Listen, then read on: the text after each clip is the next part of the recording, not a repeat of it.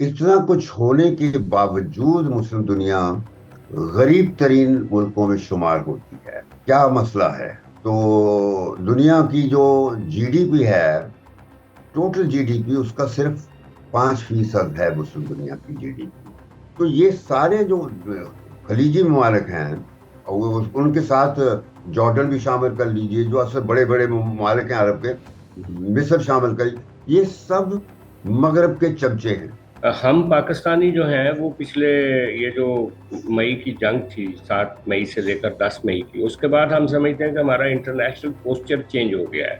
Pakistan direct ہو رہا ہے اس ساری صورتحال میں اسرائیل کے سامنے، اور ہو سکتا ہے کہ سعودی عرب پارٹیسپیٹ کرے اور جو پرنس محمد ہیں وہ بھی تشریف لے جائیں وہاں پہ قطر میں.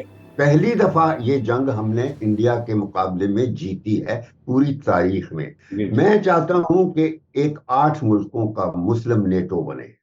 السلام علیکم، میں ہوں سجاد انور. آج ہمارے گفتگو کے اس پروگرام میں شریک گفتگو ہیں جناب شمشاد احمد خان صاحب. ان کا ایک طویل کیریئر رہا ہے ڈپلومیسی میں. وہ بہت معروف ڈپلومیٹ ہیں پاکستان کے، اور وہ فارن سیکرٹری رہے، مختلف ممالک میں سفیر رہے. اور اس وقت ہم بات کرنے جا رہے ہیں ان کے ساتھ، ان کی رائے لیں گے کہ یہ جو قطر میں تمام مسلمان ملکوں کی لیڈرشپ اکٹھی ہو رہی ہے، قطر میں جو اٹیک ہوا تھا اسرائیل کا، اور ہمارے وزیر اعظم صاحب بھی، شہباز شریف صاحب بھی اپنے وفد کے ساتھ وہاں پہ پہنچے ہیں. اس سارے پروسیس میں، ان میٹنگز میں جو کل سے شروع ہونے جا رہی ہیں وہاں پہ، وہ کیا دیکھتے ہیں کہ کیا اسلامی دنیا، خلیجی ممالک سارے مل کے کوئی ایسا رسپانس کریٹ کر سکیں گے جو نیتن یاہو کی یہ جو جارحیت ہے ہر طرف، جیسے اس نے پہلے ایران پہ حملہ کیا، غزہ میں جو اس نے قتل عام شروع کر رکھا ہے، اس کی کوئی روک تھام ہوگی؟ اور جس طرح سے اب اس نے سیٹلڈ ملکوں میں، قطر میں جیسے اٹیک کر دیا. جی شمشاد احمد صاحب. دیکھیے، مجھے نہیں معلوم کہ کون سے ممالک پارٹیسپیٹ کر رہے ہیں دوحہ کی میٹنگ میں. جی آپ نے فرمایا کہ مسلم ممالک اور خلیجی ممالک غالباً یہی ہے دو کیٹیگری. تو خلیجی ممالک بھی اصولاً تو مسلمان ہی ہیں، جی اور مسلمان ممالک کی ٹوٹل تعداد جو ہے وہ 57 ہے دنیا میں. جی 57 ممالک ہیں، اور تقریباً 1/4 پاپولیشن ہے دنیا کی، اور اتنا ہی تقریباً رقبہ ہے جو یہ مسلم ممالک کے پاس ہے. اور دنیا کی جو دولت ہے اصل، جی جی. وہ تیل اور گیس کی دولت، وہ تقریباً 60 سے 70% دنیا کی جو ان مسلم ممالک کے پاس ہے. یہ اور بات ہے کہ وہ مسلم ممالک صرف چند ممالک ہیں جو خلیجی ممالک ہیں. جی اور ان کے پاس، اور مسلمان ملکوں کے پاس جو 57 ممالک ہیں، دنیا کی تقریباً 50 سے 60% اور معدنی وسائل ہیں جو انڈسٹری کے لیے استعمال ہوتے ہیں. تو اتنا کچھ ہونے کے باوجود مسلم دنیا غریب ترین ملکوں میں شمار ہوتی ہے. کیا مسئلہ ہے؟ تو دنیا کی جو جی ڈی پی ہے، ٹوٹل جی ڈی پی اس کا صرف 5% ہے مسلم دنیا کی جی ڈی پی. اور جو دولت ہے ہمارے دولت مند ملکوں کی، اس کا فائدہ کہیں مسلمان دنیا میں آپ کو نظر نہیں آتا کہ وہ دولت ان مسلم ممالک میں شمار ہو رہی ہے، سوائے وہ خلیجی راستے جہاں پر وہ دولت ہے. اور وہ خلیجی راستے جو حکمران ہیں، میں بہت ان کو کریڈٹ دیتا ہوں. یہ بدلو لوگ تھے جو پہلی جنگ عظیم میں ریگستانوں میں بغیر جوتوں کے گھوما پھرا کرتے تھے، اونٹ اور اونٹنیاں لے کر. اور پھر ان کو انگریزوں نے، لارنس آف عریبیہ آیا اور اس نے ان کو وعدہ کیا کہ تم سلطنت عثمانیہ کے خلاف بغاوت میں شامل ہو جاؤ اور یہ اس خلافت کو اتارو، تو پھر تمہیں ہم سلطنت دے دیں گے. تو وہ سلطنت تو دے دی پہلی جنگ عظیم کے بعد. پھر چھوٹی چھوٹی ریاستیں بنائیں، چھوٹے چھوٹے وہ بدو جو تھے وہ شہزادے بنا دیے گئے. کہیں بحرین بن گیا، کویت بن گیا، امارات بن گیا، اور قطر بن گیا. اور تو شروع میں تو کم از کم آپ کی تو عمر شاید اتنی نہیں ہے، میں نے تو دیکھا ہوا ہے، یعنی 50 کی دہائی سے شروع کر کے جی جی 60 اور 70 کی دہائی میں ہم جاتے تھے، میں بھٹو کے ساتھ گیا تھا، تو جو بینکوٹ تھا پرائم منسٹر بھٹو کے آنر میں شیخ زاید کا، وہ زمین پہ تھا، بیٹھ کے ہم نے زمین پہ کوکا کولا کی بوتلیں پکڑا دی جاتی تھی، تو اس قسم کے حالات تھے، بالکل مجھے ایسے لگتا تھا ابو دھابی کا شہر جس طرح کاموں کی میں آ گئے ہیں۔ اور اسی طرح سعودی عرب کا جو جدہ شہر تھا، بالکل وہ بھی ایک مرید کے ٹائپ قصبہ لگتا تھا، لکڑی کے بینچ پڑے ہوتے تھے۔ لیکن پھر آنن فانن وقت کے ساتھ ان بدو جو حکمران تھے یہ اتنے کامیاب ثابت ہوئے کہ انہوں نے جتنی دولت تھی اس کو استعمال کیا اپنے عوام کے فائدے کے، اور انہوں نے چند دہائیوں میں پھر قانون کے حوالے سے، اچھا جمہوریت کہیں نہیں ہے، لیکن اس کے باوجود جتنی ویلفیئر اور ویل بینگ عوامی سطح پر انہوں نے اپنے لوگوں کو دی ہے، مغرب میں اتنی بھلائی نہیں ملتی ہے۔ تو آج بلکہ یہ ساری ریاستیں یورپ کے ان جو بہت امیر ممالک ہیں جن کو سوشل ویلفیئر اسٹیٹ کہا جاتا ہے، یا امریکہ، جاپان، ان سے بہتر سٹینڈرڈ ہے کا، تو یعنی حکمرانیت میں سب سے بہتر ثابت ہوئے ہیں۔ صرف یہ ہے کہ جس کو امہ کہا جاتا ہے نا، وہ ان کو پتہ بھی نہیں کہ امہ کیا چیز ہے۔ ہم جب بات کرتے تھے اپنے سفارتکاری کے دنوں میں تو وہ پوچھتے تھے ایمبیسڈر کس امہ کی بات کر رہے ہیں، ہم تو عرب لوگ ہیں، تو وہ اپنے آپ کو عرب سمجھتے ہیں، اور عرب کے اندر امہ کا کوئی کانسیپٹ ہے نہیں ہے۔ وہ جو امہ کا کانسیپٹ ہمارا اسلام سے شروع ہوا تھا، بس وہ صرف پاکستان میں آ کر رک گیا، اور کہیں آپ کو امہ نظر نہیں آئے گی، تو یہ بلکہ جتنے تو آپ کہنا مغرب چاہتے ہیں کہ یہ ہمارا پاکستانیوں کا یا سب کانٹیننٹ کے لوگوں کا مغالطہ ہے جو امہ کا لفظ؟ ایبسولوٹ، بس یہ ہے۔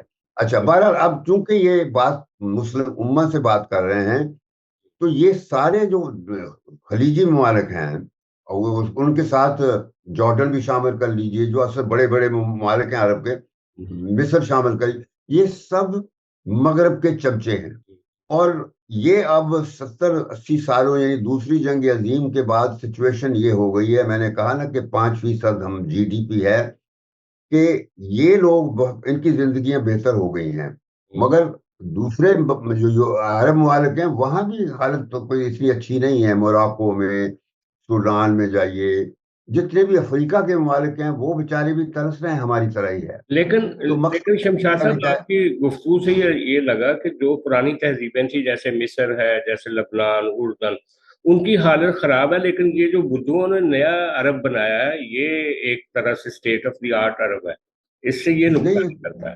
بات تو درست ہے، آپ درست کہہ رہے ہیں، لیکن یہ اصل چیز ہوتی ہے کہ جب تک پائلٹ ٹھیک نہ ہو تو جہاز ٹھیک نہیں چلتا۔ جی جی جی اور یہ بھی عرب خلیجی ریاستیں یہ ایجوکیشن میں اب اتنے پھیل گئے ہیں کہ یونیورسٹیاں ادھر کھلنی شروع ہو گئی ہیں، بڑی بڑی یونیورسٹیاں اب آپ کو ابو ظہبی، دبئی، قطر میں نظر آئیں گی، سعودی عرب میں اور یہ خود بھی پڑھنا، ہاں جی یعنی بہت انہوں نے پروگرس بہت کر لی ہے۔ بلکہ آج میں تو اپنے حکمرانوں کو یہ کہا کرتا ہوں کہ خدا کے لیے تم اپنے پاکستان کو یہ ان حکمرانوں کو دے دیں تاکہ یہ کچھ 50 سال میں ہماری حالت بدل کر دیں، لوگوں کو عوام بنا دیں، ہماری فوج کو فوج بنا دیں، پولیس کو پولیس بنا دیں، ہمارا قانون قانون بن جائے، تو پھر ہم پاکستان کا بعد میں سوچیں، کیونکہ ان میں حکمرانیت کا جو اسپرٹ ہے یا ان کی کمٹمنٹ ہے، جو کچھ بھی ہے، ان کی ویژن کے حوالے سے میں کہتا ہوں دنیا میں کوئی مقابلہ نہیں ہو سکتا۔ لیکن میں اب شمشاد آتا ہوں، لیکن شمشاد اب صاحب میں آج کے مسئلے۔ ہاں جی، میں صرف ایک سوال یہاں پہ پوچھوں گا آپ سے کہ آپ نے عرب صورتحال کا ایک مشاہدہ پیش کیا، لیکن ہم پاکستانی جو ہیں وہ پچھلے یہ جو مئی کی جنگ تھی، 7 مئی سے لے کر 10 مئی کی، اس کے بعد ہم سمجھتے ہیں کہ ہمارا انٹرنیشنل پوسچر چینج ہو گیا ہے، اور اس کے نتیجے میں جب وزیر اعظم صاحب قطر گئے ہیں تو آج میں نے کچھ کالم بھی پڑھے ہیں کہ یہ وہ پاکستان ہے جو اسرائیل کی آنکھوں میں آنکھیں ڈال کے دیکھ سکتا ہے۔ ہمارے جو مندوب ہیں یونائٹڈ نیشن میں، انہوں نے بھی، افتخار صاحب، انہوں نے بھی بہت جو اسرائیلی وہاں پہ تھے ڈپلومیٹ، ان کو بڑا آڑے ہاتھوں لیا. پاکستان ڈائریکٹ ہو رہا ہے اس ساری صورتحال میں اسرائیل کے سامنے. اور یہ جو وزیر اعظم صاحب نے فریکوینٹلی دوسرا دورہ ہے ان کا، پہلے 2 دن پہلے قطر گئے تھے، اب گئے. تو یہ جو ہم ہوا ایک بنا رہے ہیں، ایک سچویشن امرج کر رہے ہیں پاکستان کے اندر ابھرتی ہوئی دیکھ رہے ہیں کہ پاکستان ایک مختلف ملک کے طور پہ ابھر کے سامنے آ رہا ہے سیکیورٹی جو سینیریو ہے اس میں. آپ کیسے دیکھتے ہیں؟ ہماری خارجہ پالیسی کا تو کبھی کوئی مسئلہ رہا نہیں، سچ پوچھے تو. میں آپ کو بتاؤں، جب میں بلکہ ریٹائر ہو کے پاکستان واپس آیا تھا جی تو اس وقت بھی مجھے یہی احساس اندر پاکستان واپس آ کے ہوا کہ مسئلے ہمارے سارے ملک کے اندر ہیں. جی جی اور اگر ہماری کوئی باہر فورن پالیسی کی بھی کوئی پرابلمز ہیں، وہ بھی صرف ایکسٹینشن ہیں ہماری اندر کے مسائل کی.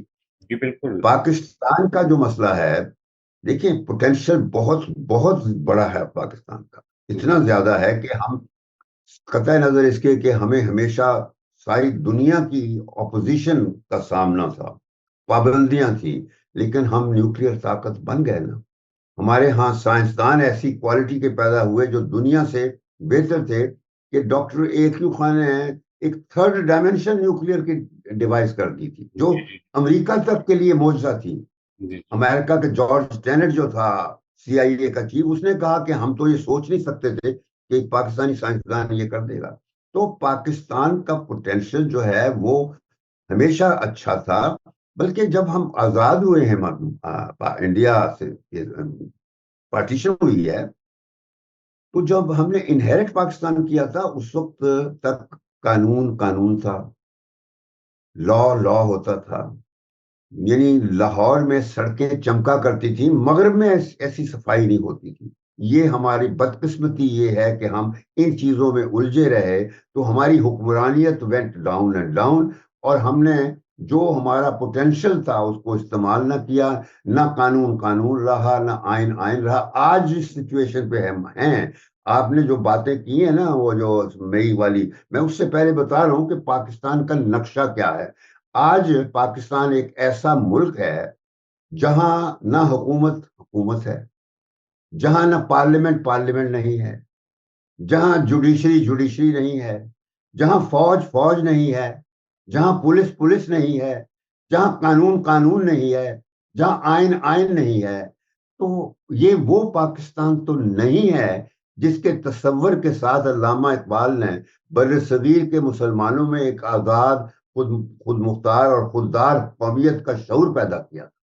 یہ وہ پاکستان نہیں ہے جس کے تصور کے ساتھ قائد اعظم نے ایک بر صغیر کے مسلمانوں کے لیے ایک آزاد، خود مختار اور جمہوری مملکت کے خواب کو حقیقت میں بدلا تھا. ہم کیا ہیں آج؟ یہ میں نے بتا دیا نا کہ ہم آج حقیقت میں تو یہ ہیں، اور یہ آپ کو نظر آ رہا ہے. آج جو کچھ سیلاب میں دیکھ رہے ہیں، جس طرح کے مسائل ہیں، یہ قدرتی مسائل نہیں ہیں. یہ میں بتا دوں، یہ قدرتی آفت نہیں ہے جو آج کل آئی ہوئی ہے. It's a man made disaster. یہ ہم نے اپنے ساتھ کیا ہے. ہم ایک خودکش قوم ہیں. جتنا مسلمان پاکستان میں مسلمانوں نے مارا ہے، وہ دنیا میں نان مسلم نے مسلمان نہیں مارے ہوئے. مسجدیں تک آپ کے جو ہیں، اس کے فرش جو ہیں خون آلود کیے ہوئے ہیں. جو قتل و غارت چلتی ہے، لا اینڈ آرڈر کا حال ہے. آج کل بھی وہی بدقسمتی ہے، افغانستان کے ساتھ لڑائی ہو رہی. میں کہہ رہا ہوں یہ ہمارا المیہ ہے. یہ قطع نظر اس کے کہ آپ کی باہر بڑی وہ ہو رہی ہے، یہ میں بتاؤں یہ ایک عارضی چیز ہے. یہ بالکل 9/11 کے بعد یہی سین تھا.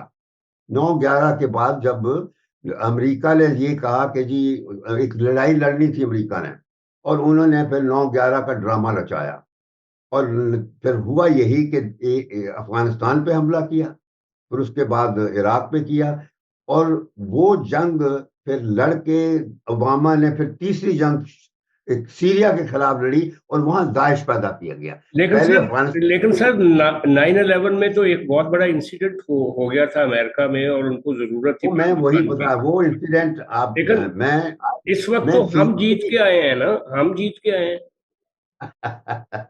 میں ہنس سکتا ہوں اس بات پہ. وہ میں نے آنکھوں سے دیکھا ہے وہ انسیڈنٹ جو تھا.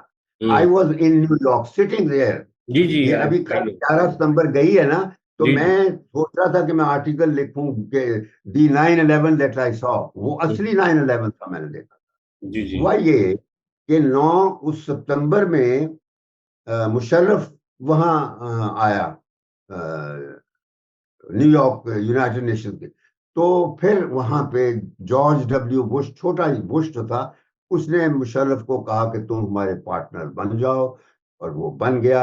اور پھر وہ جنگ جو امریکہ نے افغانستان میں طالبان کے خلاف لڑنی تھی، وہ مشرف ڈریگ کر کے پاکستان لایا، اور یہاں پر وہ ہم نے پھر جنگ جیتی، بالکل اس طریقے سے جس طرح ضیاء الحق کے زمانے میں ہم نے سوویت یونین کے خلاف جنگ جیتی تھی، اور امریکہ کا ایجنڈا پورا کر دیا تھا، برلن آزاد کروا تو دیا اب تھا. کون سی اب ہم سے کون سی جنگ لڑوانی ہے جی انہوں نے؟ اور آپ، میں بتاؤں آپ، بس کچھ نہیں اندازہ آپ کو یہ ٹرمپ کیا چیز ہے. یہ جو ٹرمپ کھلاڑی ہے نا، Trump is not a politician, he is not a سیاستدان، he is not a democrat, he is not a diplomat. یہ بندہ ہے جوئے کا کھلاڑی. جی میں جب امریکہ میں ہوتا تھا، یہ کیسینوز کا مالک تھا، تو ہم اس کو دیکھا کرتے تھے. تو یہ لاس ویگاس اور نیو جرسی کے جتنے جوئے گھر ہیں، کیسینوز بھی ان کا مالک ہے. تو یہ پوکر گیم کھیلتا ہے، جہاں فائدہ ہوگا اپنا وہاں وہ جائے گا. اب جس طریقے سے اس نے، دیکھیں، نوبیل پرائز کی خاطر امن اپنے ساتھ ایٹریبیوٹ کرنے کے لیے اس نے پیس کا ایک گردان کر رہا ہے پہلے دن سے. لیکن اپنی پہلی ٹرم میں اس نے جو کام کیے ہیں، ذرا ان کو میں مستقل طور پہ بتاؤں گا. 16 میں یہ آیا تھا پہلی ٹرم میں. اس سے پہلے اس کا جو پریڈیسیسر تھا، Republican president George W Bush, چھوٹا بش جو تھا، اس نے 2 جنگیں لڑی افغانستان اور عراق کے خلاف. پہلی تو خیر یونائٹڈ نیشن سے اجازت لے کے تھی، مگر عراق کو بغیر اس کے حملہ کیا تھا. پھر اوباما کے ذریعے سے سیریا پہ حملہ کیا گیا، پھر جہاں داعش پیدا ہوئی، وہ اسلامک اسٹیٹ پیدا ہو گئی. تو یہ سب امریکہ پیدا کر رہا تھا اپنی آپ کو، اپنی ورلڈ وائڈ جو جی جی جی ڈومینیشن اس کو مضبوط کرنے کے لیے. اب جو سچویشن ہے، یہ اس نے آتے ہی ٹرمپ نے، اس کو پتا کچھ نہیں ہے کہ ورلڈ وائڈ پاور کیا ہوتا ہے. یہ میں بتا دوں، اور سارے امریکن پریزیڈنٹ سے مختلف ہے. اس نے آتے ہی پہلے تو وہ معاہدہ جو کہ ایران کے ساتھ P5، یعنی جو سلامتی کونسل کے پرماننٹ ممبرز ہیں 5، انہوں نے نیگوشیٹ کیا 9 سالوں میں انٹرنیشنل ایٹامک انرجی ایجنسی کی مدد کے ساتھ. جی ایک بڑا اچھا معاہدہ ہوا تھا جو 2015 میں، جولائی 2015 میں ہوا تھا. اس نے آ کے اگلے سال ہی نیتن یاہو کے کہنے پر اس کو ختم کر دیا. یہ وہ معاہدہ ختم کر دیا تاکہ اسرائیل کو وہ میدان صاف کیا جائے کہ ایران کے خلاف کارروائی. اس وقت یہ پلان کر رہا تھا.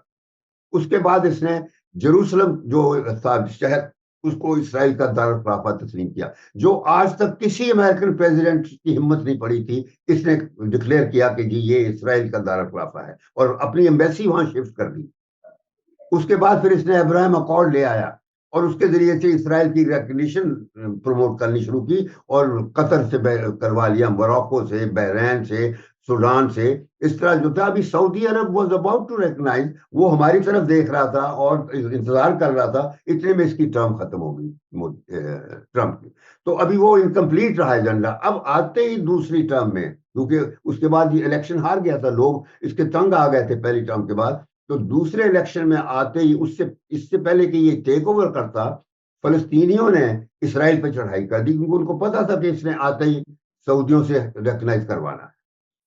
فلسطینیوں نے 7 اکتوبر 2023 یعنی میں، کہ حماس نے یہ جان بوجھ کے اٹیک کر دیا ہے تاکہ اس کا پلان جو ہے اس کو سبوٹاج کیا جا سکے، سعودی ریکگنیشن نہ ملے. اور دے ہیو مینج. اب تک سعودی عرب کی ہمت نہیں پڑی، لیکن اب چونکہ اچھا. نیتن لیکن یاہو نے، شمشاد صاحب، کوئکلی، ہمارے پاس ٹائم بھی ادھر کم ہوگا، میں پوچھنا چاہ رہا ہوں کہ چلیں، انہوں نے ڈسٹریکٹ کر دیا ٹرمپ کو، اور اب فاصلے اتنے بڑھ گئے ہیں، اور قطر پہ اٹیک کے بعد تو جو بس اب میں سیٹل آ جاتا ہوں ممالک ہیں میں آپ کے سوال وہ بھی میں آپ کے سوال انوائڈ ہیں. سعودی عرب نے بھی بہت جو بیان دیا ہے ابھی آفیشلی، وہ اسرائیل کے بارے میں بڑا سخت بیان تھا، اور ہو سکتا ہے کہ سعودی عرب پارٹیسپیٹ کرے، اور جو پرنس محمد ہیں وہ بھی تشریف لے جائیں وہاں پہ قطر میں. تو अभी कोई एक नया सिनेरियो बन रहा है। लेकिन पिछला सवाल अभी तक आपने आंसर नहीं किया कि पाकिस्तान ये मई की जंग जीतने के बाद जो यहाँ हम कह रहे हैं कि हम एक इंटरनेशनली नए तरीके से इमर्ज हो गए, वही देखिए ट्रम्प जो है वो कह रहा था, आप मेरा मेरा एक जुमला सुन लें, ट्रम्प ये कह रहा था कि इंडिया खुद इसको सॉर्ट आउट कर लेगा पाकिस्तान को पहलगाम वाकये के बाद। लेकिन जो जंग जिस तरह से अनफोल्ड हुई, उसके बाद ट्रम्प ने छलांग लगाई और वो पाकिस्तान की साइड पे आके खड़ा हो गया, और ट्रम्प को और मोदी के ऊपर 50% की उसने वो टैरिफ लगा दिया, और अब भी इंडिया अमेरिका के दरमियान एक प्रॉब्लम है। तो मेरा कहने का मतलब है कि इस वक्त जो पाकिस्तान की नई पोस्चरिंग है, जिसको इंडिया के एनालिस्ट भी कह रहे हैं कि पाकिस्तान ने अपना इन्फ्लुएंस कायम कर लिया नया, उसमें पाकिस्तान और इजराइल उसके आमने सामने होने की कुछ बातें हो रही हैं, उस पर मैं आपसे पूछ रहा था। देखिए, बात मैं उस तरफ ही आ रहा था जी कि यकीनन एक मिलिट्री विक्ट्री हमने हासिल की है, जी जी जी उसमें हमारे सियासतदानों का कोई रोल नहीं है, जी जी। हमारे हुक्मरानों का कोई रोल नहीं है, ये हमारी अफवाज को क्रेडिट जाता है, लेकिन वो भी तो जिन्होंने, हुक्मरान ही है ना हमारे। नहीं वो जो भी है, वो कह रहा हूं ना कि बात यही है कि खुशकिस्मती है कि आपके हुक्मरान इस वक्त वो थे जो इस जंग को जीत सकते थे। और जी ये जंग, पहली दफा ये जंग हमने इंडिया के मुकाबले में जीती है पूरी तारीख में। इससे पहले के वाकयात में रिपीट नहीं करना चाहता। जी जी जी जंग जीती है और बड़े जबरदस्त तरीके से जीती है, मौजजाती तौर पर जीती है। उसकी वजूहात कुछ भी हों, यानी ये ट्रंप जो है, ये पहले दिन से इसका कोशिश ये थी कि इंडिया पाकिस्तान को भिड़वाए, और इसने गालिबन मोदी को शह दी कि तुम पाकिस्तान पे हमला करो। और वो जो पहलगाम वाला किस्सा था, तो इस दफा ये जो क्या है, ये अभी कहाँ पे किस जगह था हुआ अभी जो वाकया, ये कश्मीर में पहलगाम कौन का सा, वक्त अभी पहलगाम था, अभी जो है। हाँ हुआ जी, ये अभी वाकया, पहलगाम का हुआ है, उससे पहले एक और हुआ था। वो दूसरा था, हाँ हाँ, ठीक है।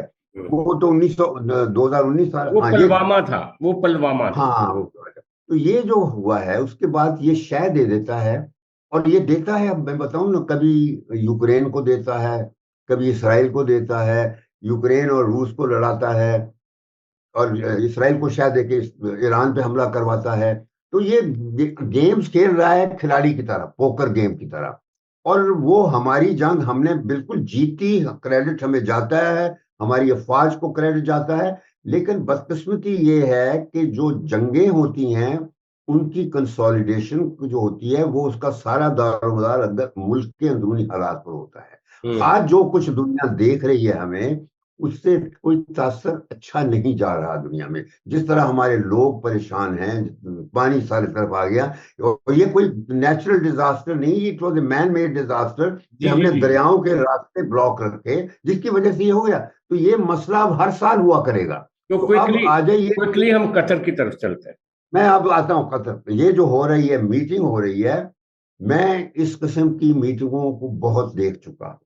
जी जी अब बड़ी अच्छी बात है कि मुस्लिम दुनिया की तरफ यूनिफाई करने की तरफ एक कदम उठा है।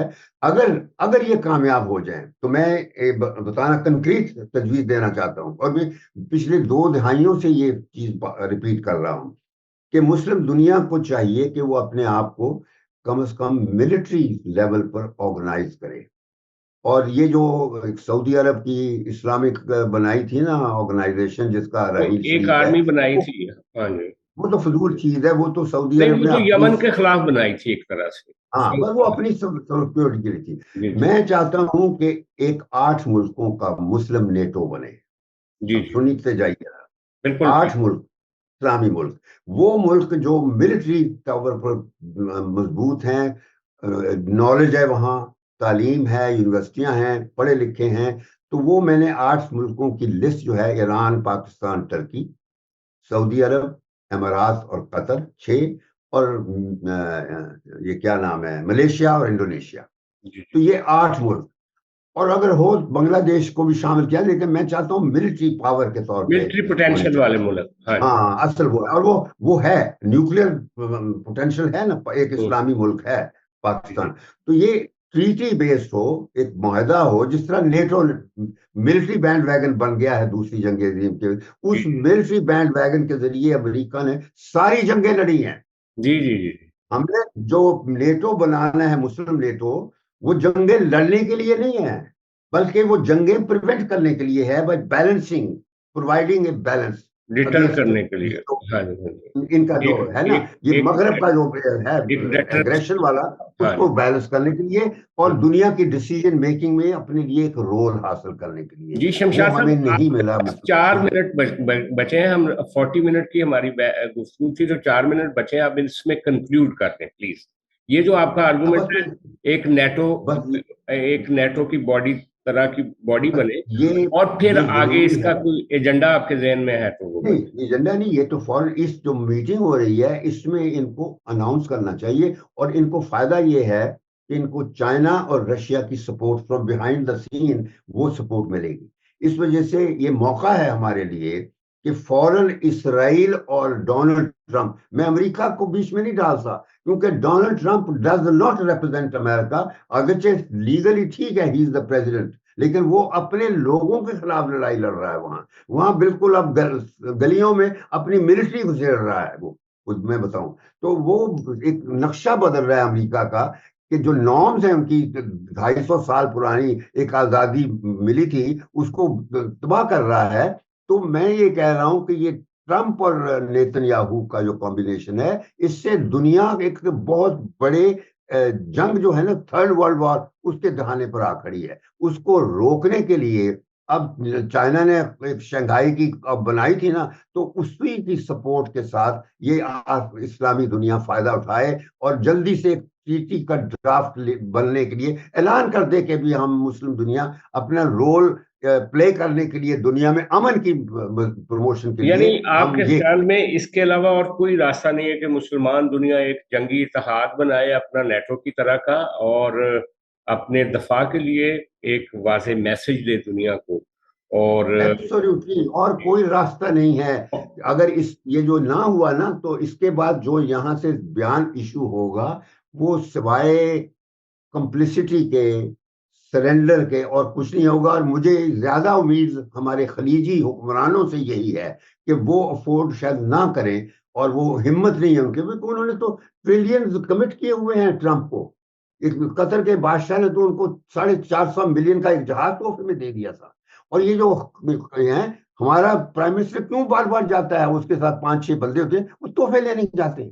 जी जी। वो हर बंदे को जाते हैं तोहफे, इससे कमाई करते हैं तोहफे, और शौक पड़ गया है। बदकिस्मती ये है कि हमें ये सब चीजें छोड़ के इस वक्त वाकई सीरियस संजीदगी के साथ मुस्लिम दुनिया को अगर बचाना है, जब तक आप एक ये बैलेंसिंग एक्ट नहीं लेंगे, तो ये मुस्लिम दुनिया का फ्यूचर बिल्कुल वो जिस तरह सेंट लुई का आइलैंड में वहां मेडूसा रेक डूबा हुआ है, वो मुस्लिम दुनिया will remain A Medusa rake. जी शुक्रिया, बहुत शुक्रिया शमशाद अहमद खान साहब, आपसे एक शेर हासिल गुफ्तगू हुई और आपने खुल के एक एजेंडा दिया मुस्लिम वर्ल्ड के लिए। उसको कोई फॉलो करता है, ये नहीं फॉलो करता, ये हम अगले 2-3 दिन में देखेंगे। बहुत शुक्रिया, और गुफ्तगू के इस सेशन को हम कंक्लूड करते हैं। Thank you.